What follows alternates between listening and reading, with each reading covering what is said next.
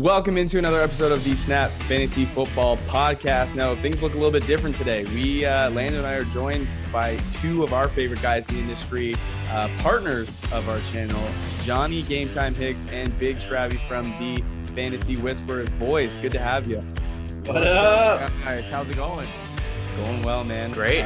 This is like the Canadian-American connection here. Yeah, a little mashup here, international. Yes, sir. A little East Coast, West Coast, giving you guys everything that you need. So if you guys watched earlier this week on our YouTube, we did a deeper running back video where guys that we're picking up in the 7th, 8th, 9th, 10th, I think we have maybe in the latest was the 12th round, guys that could help you win your league this year. And we're going to sort of, with the four of us, jump into the same thing with the tight end position. Now, correct me if I'm wrong.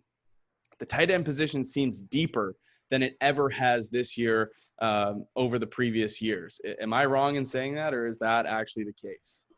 I don't know if it's necessarily deeper or if it's like we're actually turned on to the idea that like your breakout tight end can come from these later rounds. And like you don't need to be afraid with punting the position and like going for that late guy, right? Like we've seen it happen.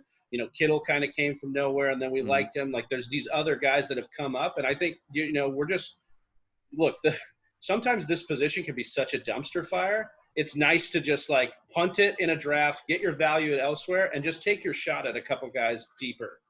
Yeah, and for me, just looking at that top tier, I find myself now breaking that tier at Mark Andrews and leaving Zach Ertz to the secondary tier, and that has not been the case the last couple years. Well, welcome to the club. Yes. There we go. Woo! There we go. Congrats. The emergence of Dallas Goedert in that offense, somebody we could potentially talk about in this episode, but the emergence of him and their reliance on two tight end sets there in Philly just leads me to believe that it's not going to be solely the Zach Ertz show. So now he's being relegated to tier 2, and I'm finding myself, if I'm outside the top 3, I'd rather just dumpster dive and go for the deeper play. So, Johnny, I'm going to let you kick things off as one of our guests here. Who's your late round tight end that could have a big breakthrough in 2020?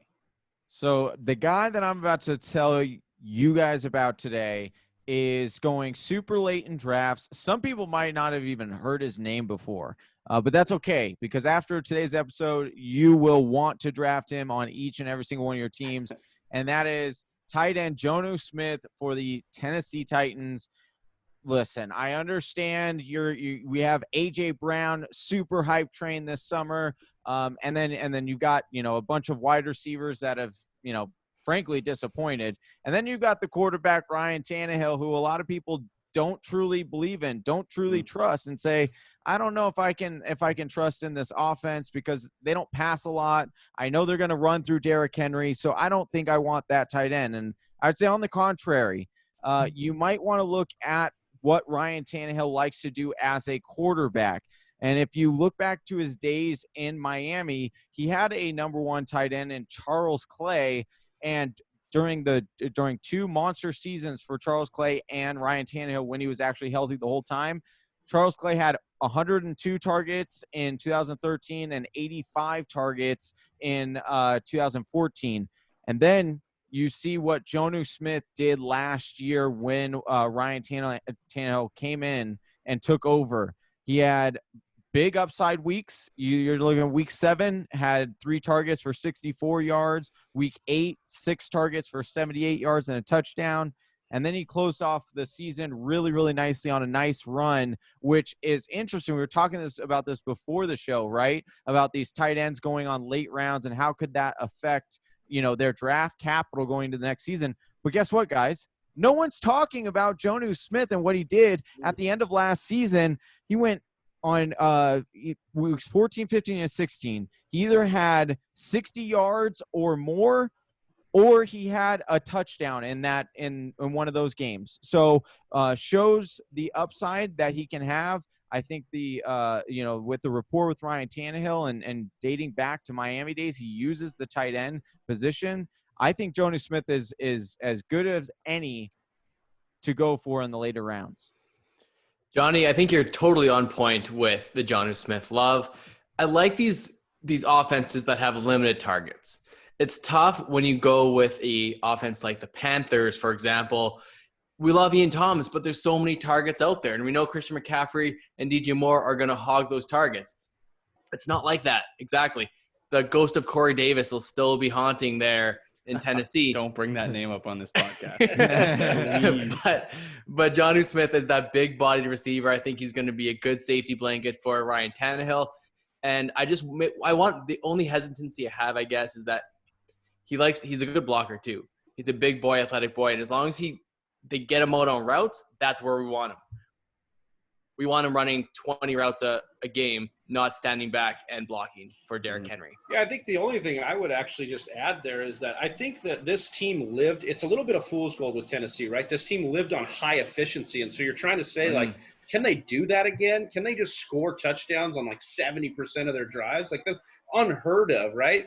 But I actually think that benefits Jonnu Smith, because if Tannehill takes a step back, what is the easier target? Is it A.J. Brown or is it Jonnu Smith? And for me, I think it's Jonnu Smith. I think you get a lot more leeway with Jonnu Smith getting all those targets than you do A.J. Brown, who I love. I love A.J. Brown's talent, trust me. But I think it's an easier path to success for Jonnu Smith than it is for A.J. Brown this year. And as one of our hosts would be sad to know, Delaney Walker is no longer a feature part of this offense. I thought he just took over as like coach or GM of the Titans. He's been around so long, dude. He'd probably be more effective. But Scotty, one of our co-hosts, like, he's been a huge Delaney Walker guy, and that obstacle for Jonnu Smith no longer exists. So floodgates are open. We've seen how notable Delaney Walker's been with that offense, not necessarily with Ryan Tannehill, but in that offense. And hopefully that's the same narrative for Jonnu.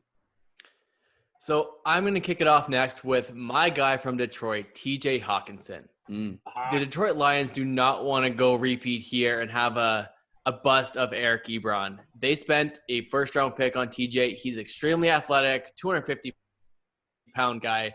And I think that first bust-out game was so enticing to fantasy members, but then he didn't do anything for the rest of the year. And it really killed. He ended up on waiver wires, and it wasn't a good strategy. But like we said before, the tight end position is so volatile. You want to take late guys. And I think he has the most upside to me to get those targets away from maybe Marvin Jones. We love Marvin Jones as a late round wide receiver. He's super safe, very, very safe. But TJ, they're going to force targets to TJ. Like I said, he ran 20 or more routes 8 or more times last year. He even ran 30 routes one time. He's a move tight end. He's the guy you want on your fantasy team. He's not a blocker. He's not going to stay back and block. He's supposed to be a weapon for Stafford. Stafford missed last season, or the second half of last season. So I think we haven't seen his potential for TJ Hockenson. It's super high risk because we haven't seen it, but he's going late in drafts. He's going at the 11th round as tight end 15, 1108, 15. And I think there's very little risk if you take TJ. And if he busts out, you could take a guy like Johnny. Yeah, what I love about what's going on here is the Matt Stafford effect. When we see the difference between Matt Stafford and without him, like last year, 9.1 red zone opportunities with Matt Stafford, only 6.3 without. Okay, 25 points with Matt Stafford, 17 without. Like, the points are there. So not just the argument that he could take from Marvin Jones. Like, this offense is ready. That defense is not very good. This offense is ready to push the ball down the field. And Hockenson, man, one of the best tight end prospects we've seen to come out of the draft in a long time. This guy is really primed to make a big splash. Like, athletically, TJ Hockenson profiles as one of the best tight end talents to come out in the past couple of years. Like, up there in this class, you would put like TJ Hockenson, Noah Fant, Mike Gesicki. Like, those are your freak-ish athletes at the position. TJ Hockenson goes off week 1.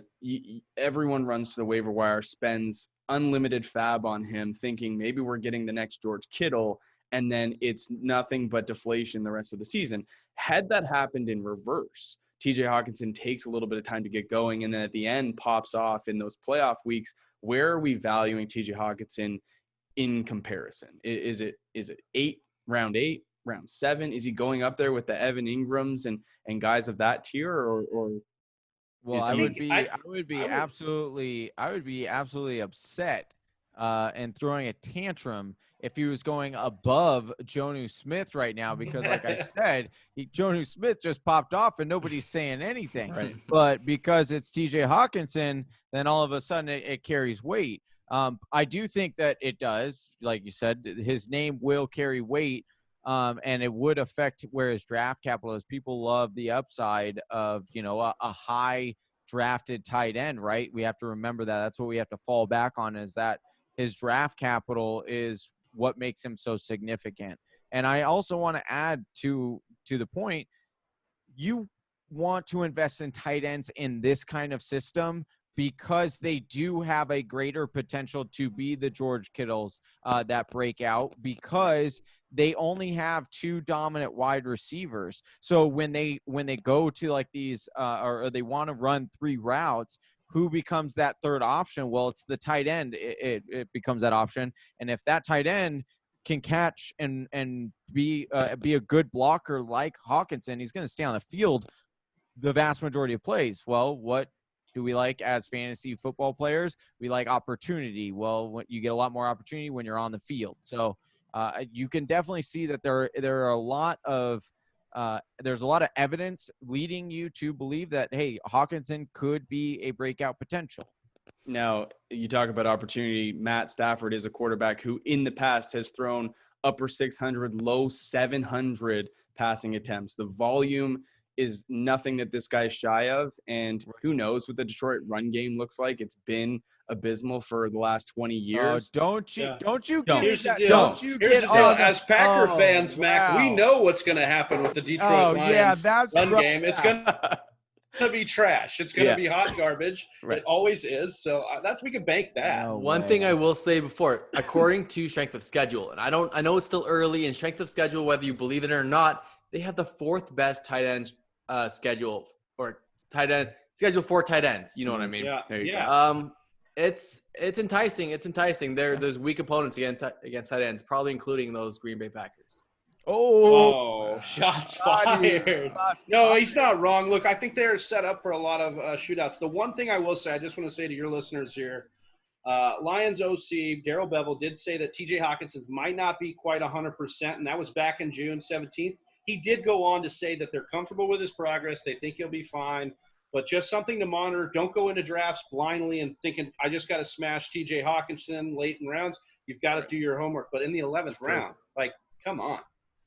And the thing, upside's incredible. Oh, the upside is incredible, and you've seen it. He has that boom week winning performance at a position that, frankly, outside the top 6 is really nothing to write home about. And before I turn this over to Travie, the one thing that I'll say about all of these guys that we're, saying to you might be good guys to have on your team, you should probably have 2 of them. And they're being drafted late enough, like 10, 12, 13th round. Go out and get 2 of them, stream them, play those favorable matchups, and get the home run swing. It's not like you have to go and draft Travis Kelce in the 2nd and then pick up one of these guys later. No, put 2 of these guys together and get the same production that Travis Kelce would give you. Yeah, that is a possibility. One of my favorite guys to pair some of these athletic younger guys with is, I blanked on his name, Jack Doyle from Indianapolis. He's a safe floor. We've seen what Phillip Rivers has done with tight ends. So why don't you go ahead and grab Doyle and one of these upside guys. And speaking of upside guys, I wanted to go with a guy that's a little bit riskier that I would be pairing with a Jack Doyle, and that's Noah Fant, guys. We're talking about athletic tight ends you need with a little bit of production to kind of prove what you can do. I got 3 main things with Noah Fant. He's athletic. He showed us some flashes as a rookie, and he's paired with a big-armed QB. So those are my few things that I love about Noah Fant. Look, Fant last year splashed a little bit. Didn't wow you, but he had some things that were actually noteworthy. 15th most yards by a rookie tight end since the merger with 562. He had the 13th best yards per reception since the merger with 14.1. That was 2nd best in the NFL last year amongst tight ends. He had the 11th most deep targets amongst tight ends last year, and he did all this, guys, on only 68% of the snap share last year. So as he's working in as a rookie, you look at player profile, right? We all love player profile, what they do. They break down a lot of what these players are capable to do. His comp, guys, is George Kittle. Like, you can't get a better comp than that. Like, we'll take that. He's in the 96th percentile or better on all of their advanced metrics. I'm talking 40-yard dash, speed, burst, and agility scores, his catch radius. There are some concerns here, right? He only had 3 red zone targets, but he had those in the 5 final games with Drew Lock. So I like that he's looking for him in the red zone. Lock has that big arm. He had 7 deep targets last year, did Drew Lock throwing down the field. So that's my thing. I just feel like Noah Fant has all the tools to set up. He's very athletic. He can get down the field and stretch the seam. I know we love Jerry Jeudy. I know we love Cortland Sutton, even KJ Hamler. You've got these guys here that you love. But look, we've got a COVID offseason. Somebody has established a little bit of rapport with him. That's obviously Cortland Sutton. But I think Noah Fant's got everything you need. Everything is in the pot to make you an over-the-top breakout tight end. And I'm taking him and pairing him with like a Jack Doyle and somebody safer in the later rounds to try and get you over the hump. But I think Noah Fant's worth a look. And it's clearly evident that this younger, elite, athletic type of tight end is what Denver is trying to assemble on their roster. They also drafted Albert O, who profiles to be not quite the same, but he's in the same conversation for athleticism. So in a couple years down the road, we could be talking about Noah Fant as an elite tight end, and Albert O could be that sort of gadget tight end, elite blocker, maybe a tertiary pass catcher, and so on and so forth. But I've been really big on Noah Fant. I picked him up in Dynasty. What was that, 2 years ago? No, last year? Last year. Yeah, I can't say more. Noah Fant, if you remember, actually started behind TJ Hockenson in college. In Iowa, at Iowa, yeah. Yeah, and that was the big thing coming out for Noah Fant was everyone was enamored with his talent. It was just his he got injured in college, and that knocked him a little bit. But from a pure athleticism standpoint, this guy is a wide receiver in a tight end position or tight end body. I love that. The only concern I have, I absolutely love him for Dynasty. I smash like that every single time. But for this year, I do have some concern. I do like the fact that there is the rapport there. That was a nice gem of a stat there, Travis, with the 3 touchdowns in 5 weeks at the end of the season.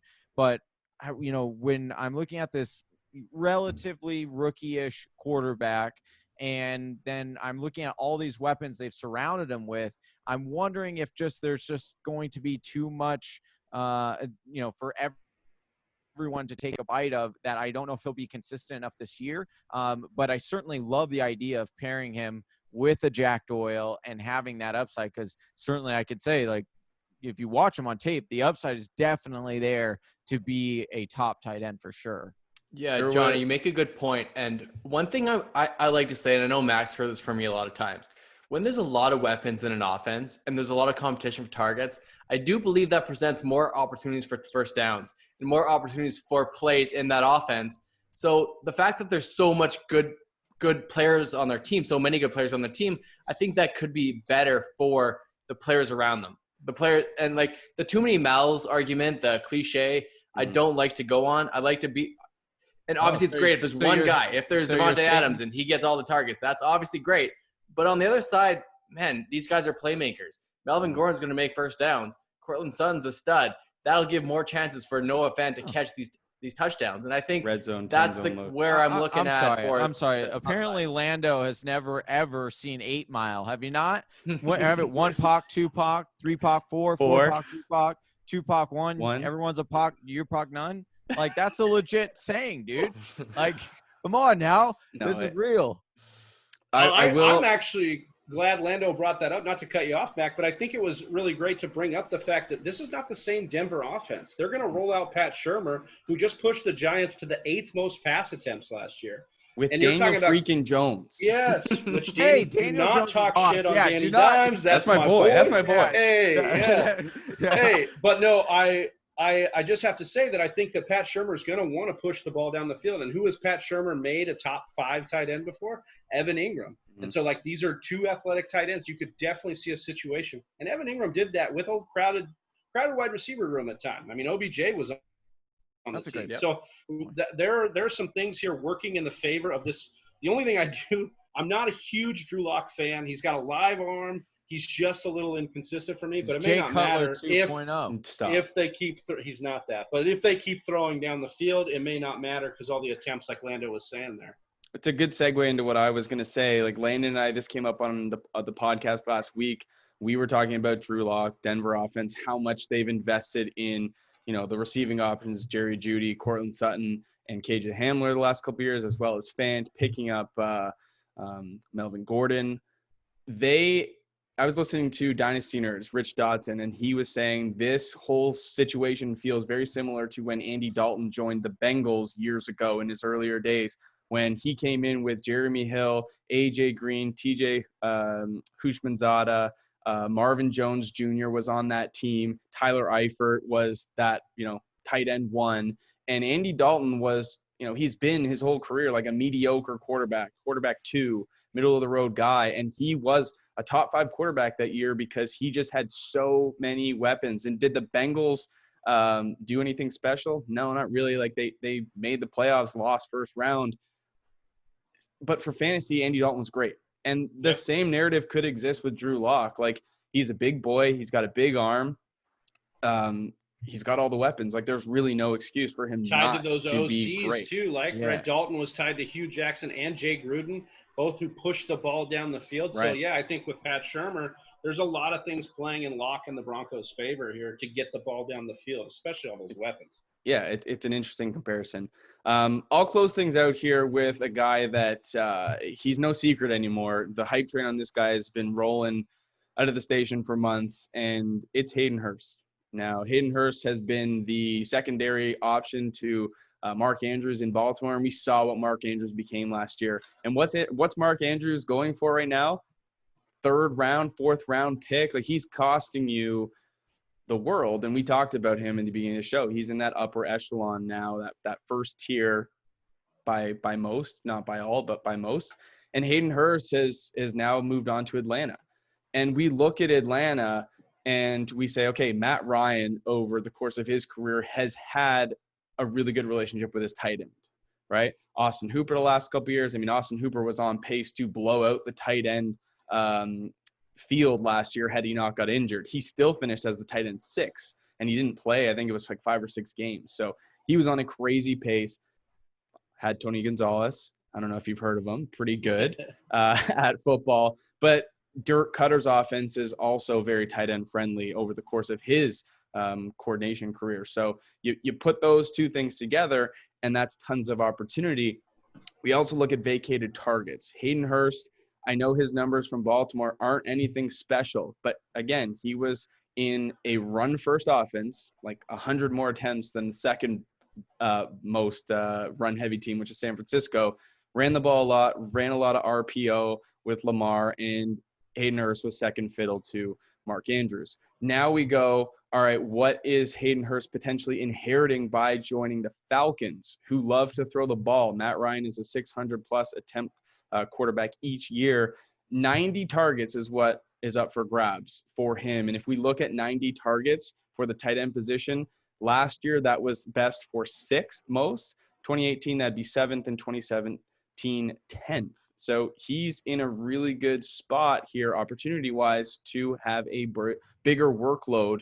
And in those years where Austin Hooper was getting these targets, he was the 4th guy behind Mohamed Sanu, Calvin Ridley, and Julio Jones. Mohamed Sanu now is with the Patriots, and Russell Gage, not really going to be a guy to step up, in my opinion.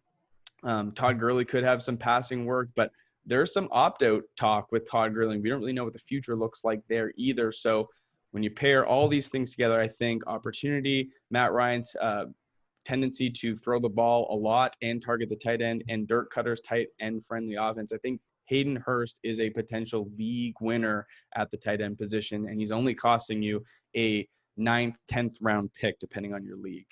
I'm sorry. I have to disagree. I was definitely on the... Have you ever heard of 8 Mile? Hey. Your one shot, Johnny. Yeah. Your one opportunity. Yeah. So tell these people something they don't know about Hayden Hurst. Yeah. Okay. So I was on the Hayden Hurst bandwagon at the beginning of this offseason, or back around draft time. I got really, really excited. Or when they made the trade, I was like, oh, this could be really, really good. I totally love the stats you brought up about Austin Hooper and how he was a great tight end 6 last year. And the year before that, Austin Hooper was the tight end 6, and he's coming in all these targets. No, it is great. And it gets you really, really excited. I totally understand that. But unfortunately, you have to also realize that it took time before Austin Hooper was who Austin Hooper is. He didn't step into that role. It actually took him year 1, he was the tight end 37, and year 2, he was tight end 17.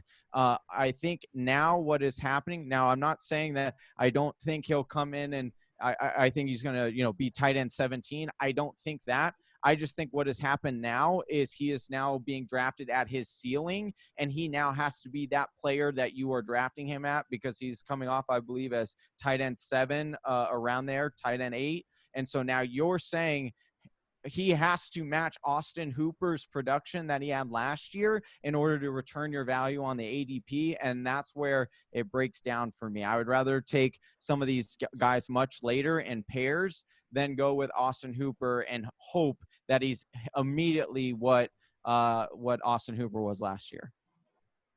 Anyone want to jump back in? Yeah. So I have oh, sorry, Landon. You want to go? No, I mean, it's just I do think the hype train has slowed down on him. He was at his peak going up there. He is going around tight end 12 now, which is a little bit more friendly zone started listening for him. To me. Yeah. Well, the hype was really real on him, and I get that, and it was serious. And I think there's haters out there. It depends on who you listen to, and I think he's still going late enough that I'm willing to take a risk on him. So the only Go ahead. Sorry, Travis. Sorry, man. My thing was, as you mentioned, Todd Gurley, right? And so the whole idea is like, well, what if Todd Gurley comes in? Because we've seen how running back receptions correlate with tight end receptions. I actually want to make the argument that maybe the Rams saw something in Gurley's knee that they don't want to get him on the field catching a lot of balls. And actually, you brought up Dirk Cutter's offense. We haven't seen a lot of running back receptions in Dirk Cutter's offense over the last few years. It's actually gone more towards the tight end. Now, obviously, that's because of the talent. Like, he had O.J. Howard and Cameron Braid at tight end. Those are pretty good tight ends to be catching the football for. But I actually think that there's a case here. Obviously, we talked about the hype slowing down a little bit, but I actually like where Hayden Hurst is landing right here ahead of Noah Fant. I would actually take him above my guy that I said in Noah Fant, because I do think it's a little more of a trustworthy offense with a trustworthy quarterback that you could invest in. But I think if he gets much higher, like, I'm not going to really invest if he's getting where he was. I mean, Lando talks about how it was. Like, he was getting up there. Like, he was getting up into the 7th, 6th round in some drafts that we saw. Yeah. And it's sort of settled down now. And I think this is, Johnny talked about this a little bit last night. Do we see this in the COVID off season? Do we see without preseason games, do we see an opportunity for your sleepers to kind of stay sleepers? Yes. I think that's a good point that we might get that hype train earlier and it just stays out of the way for some of these guys like Hayden Hurst. With any new player joining a team, there's going to be growing pains, especially now where you're saying there's limited training camp, there's no preseason. Like, it's going to take a lot for everyone to get on the same page, but that's going to be consistent across the league. So it's not like, rookies coming into the league don't have the same advantage or disadvantage as Hayden Hurst right now. It's all a level playing field. The thing that Hayden Hurst has going for him is that he's not a young tight end. He's been in the league for years. This dude is 28. 28 or 29? No. Yeah, no, he's older. Yeah, because when he was drafted, No. he was old for his age. I think he's 28. 26.9. Okay, so 27. I love how player profile gives you the point. I know. Point 9. So Hayden Hurst, 27, he's been around. And this guy, I don't know if you know his backstory, but he actually played 2 years of minor league pro ball before he went to South Carolina and played football. So, he's somewhat of an athlete himself. First year in the league, only had a 56% receiving rate, and then has blossomed into this 78% receiver. I think he's capable. Athletically, I think he has the talent. He definitely has the opportunity. And to Travy's point, Todd Gurley last year with the Rams ran, I think it was like 360 routes and only got 49 targets. So that math doesn't add up because the Todd Gurley of old running that many routes was getting 70, 80 receptions. Yeah, I've heard the argument, right? Like, oh, the Rams line is why he had to come back and pass Right. block. Are we really going to sit here and say that Atlanta's line is that much better than the Rams? Because it has not been. It's been injured, it's been banged up, and it has underperformed in a lot of ways. And so I think they could actually use him a lot more in pass blocking, and you could see more routes go Hayden Hurst's way. So in a way, though, to counter that, Atlanta is not. We get it. You don't like Hayden Hurst. No. Well, what I will say is if he's coming off as like the tight end 12 and in 9th or 10th round, I would like him a little bit later than that, but I'm okay with that. It's when I thought his value was still up in the I've seen him still going like the 7th. Boy, Johnny, just an round, ADP snob. Yeah, so like that's where I kind of draw the line. But if you're telling me I could get him, as a tight end 12 off the board, yeah, sign me up for that. There's plenty of room there for me to grow. Yeah, fantasy football calculator, half PPR. He is the 9-11 right now. Okay, so 11th pick, 9th round. 12-team league. Yeah, and then I looked at 4-for-4 too, which is like an expert tight end heavy. That's even 9-8. So like tight end 12 coming off the board, like I said, right ahead of Noah Fant and that pack of guys that you're interested in that we've kind of talked about. Noah Fant, Mike Gesicki, TJ Hockenson, Dallas Goedert, Jonnu Smith. So like I honestly think he's priced really correctly. Yeah, and I would even take him above guys like Tyler Higbee, Rob Gronkowski, and Jared Cook, who he's going behind. Out on Higbee. So yeah, totally out on Higbee this year. I like Higbee's upside. I just don't. I'm not going to take him in any redraft this year. I have him in Dynasty as a way that could shake out. But sure, I totally agree. So I'm on. I've never doubted his talent. I'm just so I'm back on the train. So back with his ADP. I'm back on the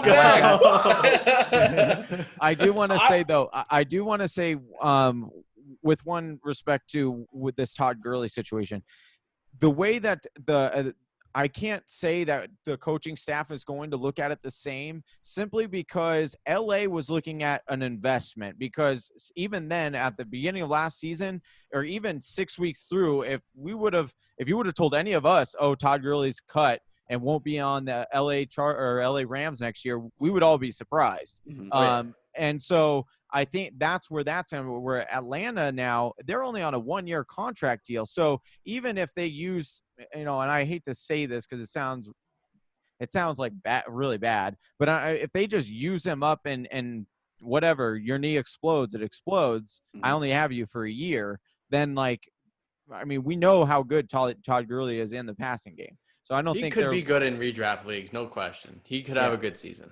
Yeah, I'm happily moved on from Todd Gurley from dynasty leagues, but redraft, I'm okay with his ADP, and we don't know how he's going to be used. Like Travis said, the Dirk Cutter offense isn't great for the pass catching running back, but it is for the tight end.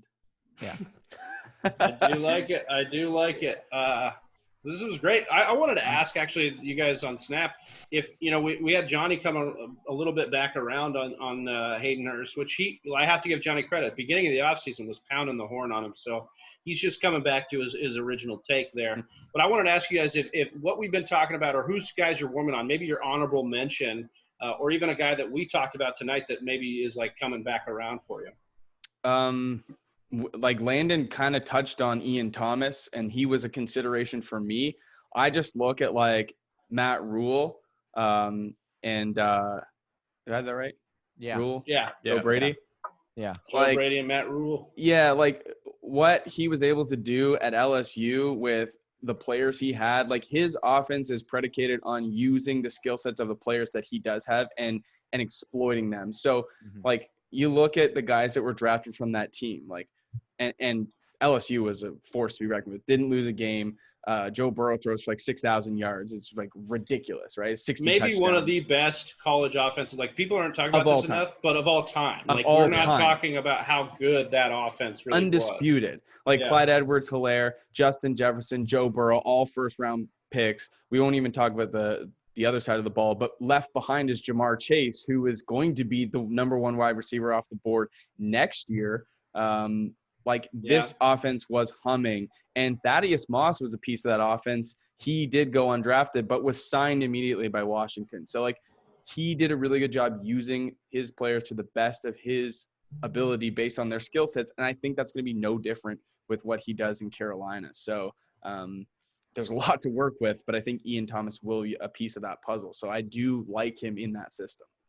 I probably would have brought up Ian Thomas as well, Mac, but I've been on Dallas Goedert for a couple of years. I traded for him, but there's a world where Zach Ertz sees the targets that we're all kind of projecting him out of that top tier. I do think everyone's getting hurt, and we know that he could see 135 targets, 140 targets again if he stays healthy. I don't want him. I probably won't take him in any leagues, but I could see where it's why did Zach we doubt Zach Ertz is like that vanilla ice cream pick at tight end. Yeah. But dude, vanilla ice cream slaps, bro. You have some soft serve vanilla ice cream. You're this is pretty good. I just think we're wanting that Travis Kelce and that George Kittle, but the next one. Yeah, We're exactly. sick of the guy in the middle. We know one thing. I love Jalen Reagor. I think he's getting slept on. I think he's going to be a number one option for them. But we know one thing. Zach Ertz exists, and he's there, and he's the bread and butter of that offense. Here's the crazy thing with him. Zach Ertz has led that team in receptions 3 years in a row. Yeah. The consistency hasn't been there at the wide receiver position. Their draft picks have not been able to fill the voids. And Goddard definitely caps his touchdown upside for sure. That's fair. I agree. No, totally. Hey, and if Goddard goes down at all for anything, all of a sudden you are saying 100% Zach Ertz 100 top 3 because you got the target. It's just the question of Am I now warming on Zach Ertz? Well, that's what I'm saying. That's what I'm saying. So welcome back. Yeah. There's two pieces though that we haven't really touched on, whatever Marquise Goodwin was going to have in this offense, whatever share of it, he's now opted out. So he's out this year because of COVID. And Alshon Jeffrey was placed on the PUP this morning. And Deshaun Jackson needs to go with Julian Edelman to see Auschwitz. That's right. He may not even be playing this year. So they're going to keep him over. He won't be allowed back in the country. That's right. That's right. No joke. So it's all of this pressure might be put on Reagor to produce, but when push comes to shove, who are going to be the 3 units that get this offense moving? Zach Ertz, Miles Sanders, Dallas Goedert. Yeah, I would agree. We're hopeful. We're hopeful projecting for Reagor, and I get that, but it's still a full projection. Well, that's why I think Reagor becomes one of the better rookies to invest in because his path to success is so clear, right? It's there. It's right there, and that's what the case I was trying to make for Henry Ruggs as well because I think Ruggs is in a similar situation. I'm on the same page with you. 100%. So many targets are going to be so many touches are going to be manufactured for Ruggs. Yeah, and I know you're shaking your head, Mac, but that's did you see how giddy John Gruden was to have Antonio Brown and then just totally ripped out from underneath him? And honestly, I was a little impressed with John Gruden last year. That offense was a little bit better than not as bad as people were saying. So Darren Waller was one of my late round guys that panned out. Yeah, and I think Waller. I'm on the Hunter Renfrow. You're on that Renfrow bag, and let's go. Went from the tight end show to the repeat of our mock draft takes for real now.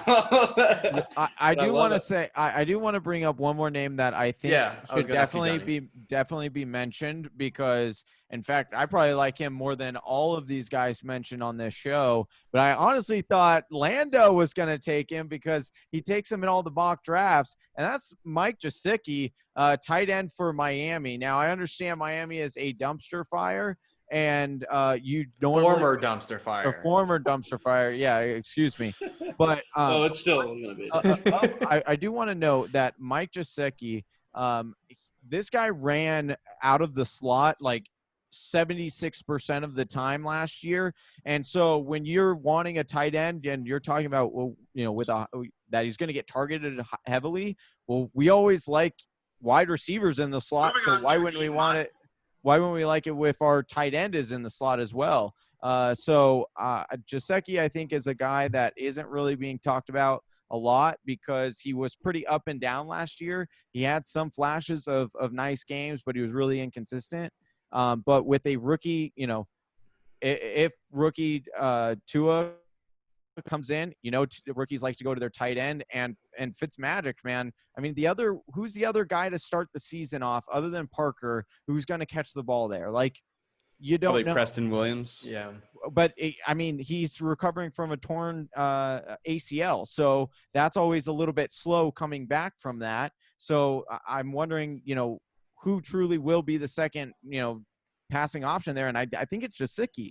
And so to get him in the way later rounds, I think he's I love getting him with one of these other guys that we talked about today. If I walk away from my draft with Jasicki and one of those other guys that we talked about today, I am 100% happy. Same. Yeah, similar to the Jonnu Smith take, like you could make some questions about people behind, even Devontae Parker. Like, we have questions if Devontae Parker was fool's gold. Like, it took so long to break out. Like, is he going to do it I dropped him in again? Dynasty. I dropped him. Yeah, We're on that train. When I was on the mock draft-a-thon with you guys, which is coming up last year, I talked about Devontae Parker, and I said, I believe this is the year. And you're like, Mac, again? And Summy said the same thing. Like, Mac, are you serious again? Hit it on the head. Yay. All right. I got to do that victory lap. All right. I just got to do it. As the Devontae Parker truther. No. Is he gonna be as the Devontae Parker you truther? Just proclaim yourself as so that. here we go. Wave the wand again, Mac. Wave the wand again. Let's see it. I just your was like 8-ball here and tell me. What is decidedly so? No. Yeah. Hey, that's what it said last time we shook it. That thing's broken. I just figured, like, between him and Corey Davis, who could I do this the more time year after year and finally get it right? Yeah, exactly. Devontae Parker. You're not wrong there. What's the definition of insanity? Yeah. Yeah, doing the same things over and expecting different results. Yeah, that's Devontae Parker. I would just say, just on that point, I think that there's so many questions. There's questions with Parker. There's questions at the quarterback position. There's questions even with Preston Williams, who we think can maybe do it again. But there's still questions there. There's not really questions with Gesicki. He's talented. He's shown flashes. He's 6'6", 250 pounds. Like Johnny talked about the slot routes. Like, the dude is set up to be pretty good. And going with these late guys, like, take a stab. He's a guy to take a stab at. Yep. Yeah, like the one thing with Gesicki, he was the third most deeply targeted tight end in the league last year. He had 13 deep targets. I worry that might disappear if Tua Tagovailoa comes in and makes an early start, because we know how Ryan Fitzpatrick likes to throw it down the field. Oh, but he's Mac just like roll of the tongue with Tua right there, dude. But hold on, did you like that? That was beautiful. No, I know what he was doing there. He was trying to slight my boy and say that he's trying to pull the same thing I tried to pull with Hayden Hurst. You're not going to quit on me, all right, Mac? Because I'm going to tell you what. Tua is one of the most accurate quarterbacks. Wait, Tua who? Tua Tagovailoa. Nice. Hey, 2 for 2 on Tua. I'll just. There you go. Yeah. He is one of the most accurate quarterbacks we've ever seen coming out of college, and a lot of people say they equate him to Drew Brees, and Drew Brees likes to use his tight end, and tight ends are always a big thing for rookie quarterbacks. So and 6'6", that's a big target to throw towards. So I'm just saying. Like I said, like Mike Gesicki, Penn State just rolls out freak athletes. Saquon Barkley, Miles Sanders. He's a huge red zone target. It's just a shame that the Dolphins will never be in the red zone. Like, they're just I appreciate those burns. Those are good. Lando, fun, guys. Yeah, Lando, any closing words, brother? No, man. If any listeners watching us that haven't heard of the Whispers, obviously you have a really good taste of these guys. They're a bunch of beauties. I mean, don't listen to their takes. Just go to them for the personality. That's where you want to go see them. They might look like hobos with their beards, but they're really good guys, I promise you. They've got a draft kit out right now. Buy their draft kit. It's super sweet. They worked really hard to do it. And they're partners with us, they're friends with us. I know they do the same for us. 100%. Appreciate that, Lando. I do want to just say, like, they can catch this action of the four of us together again in our mock draft marathon coming up August 8th and 9th. We're going live for 24 straight hours on YouTube. Would love to have your guys' listeners and followers out in there mocking with us. Absolutely. Because this was so much fun, and it's so much fun when we get together and mock draft every time. I agree. Yeah, we'll definitely pump that out for you guys, promote it, see if we can get our 181 subscribers, Landon, over to you guys. Hey, you got to start somewhere. Hey, That's right. Hey, you blink of an eye, dude. You'll be getting them. Don't worry. Yeah, you'll get them. Don't you worry. You guys have great content here. Thank you. It's always better when you guys join. So if you guys want to go check out the Whisperers, the link to their channel will be in the episode description below. So jump over there. Even if you don't like them, give them a sub, man. It's just a click. Hey. Give those boys. You're coming up to 1,000, which is a big milestone for what we do. So every little click counts, every subscription, whether you watch the videos or not. Just help them out.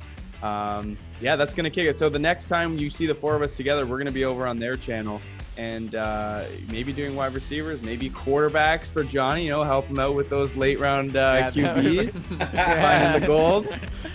Oh, dude, I just tell you my deepest, darkest secrets, and you just reveal them on your show. Unreal. Smash them in front of everyone. Yeah. If we ever had a chance to get them to sub to our show, now we don't. Yeah. All right. Well, again, boys, thanks so much for giving your time to us, rushing home from work to make this happen, and we appreciate it, and we look forward to the next time. Peace.